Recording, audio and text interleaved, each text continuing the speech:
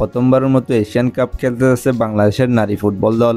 অস্ট্রেলিয়ার সিডনিতে হয়ে গেছে টুর্নামেন্টের ড্র। বাংলাদেশ পড়েছে গ্রুপ বিতে, যে গ্রুপে তাদের সঙ্গে টুর্নামেন্টের সবচেয়ে সফল দল 9 বারের চ্যাম্পিয়ন চীন, দ্বিতীয় সফল দল 3 বারের চ্যাম্পিয়ন উত্তর কোরিয়া এবং মধ্য এশিয়ার দল উজবেকিস্তান। টুর্নামেন্টের সময়সূচিও চূড়ান্ত হয়ে গেছে। 2026 সালের 1 থেকে 21 মার্চ অনুষ্ঠিত হবে এবারের এশিয়ান কাপ। বাংলাদেশ খেলবে 3 মার্চ চীনের বিপক্ষে এবং বাংলাদেশের দ্বিতীয় ম্যাচ 6 মার্চ উত্তর কোরিয়ার বিপক্ষে। 9 মার্চ গ্রুপ পর্বের শেষ ম্যাচ খেলবে বাংলাদেশ উজবেকিস্তানের বিপক্ষে। চীন ও উত্তর কোরিয়ার বিপক্ষে বাংলাদেশ এখনও কোনো আন্তর্জাতিক ম্যাচ খেলেনি।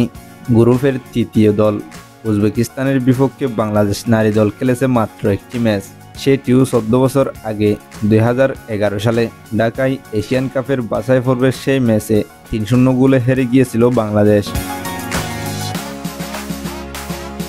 ফিফা র্যাঙ্কিংয়ে উত্তর কোরিয়া 9 নম্বরে, চীন আছে 17 নম্বরে এবং উজবেকিস্তান 51 নম্বরে।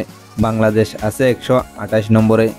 নারী এশিয়ান কাপের শীর্ষ 6 দল সরাসরি সুযোগ পাবে 2027 নারী বিশ্বকাপে।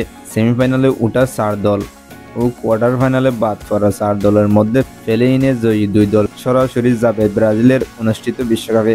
প্লে-ইনে হারা 2 দলের আন্তঃমহাদেশীয় প্লে-অফ খেলে চূড়ান্ত পর্বে ওঠার সুযোগ থাকবে।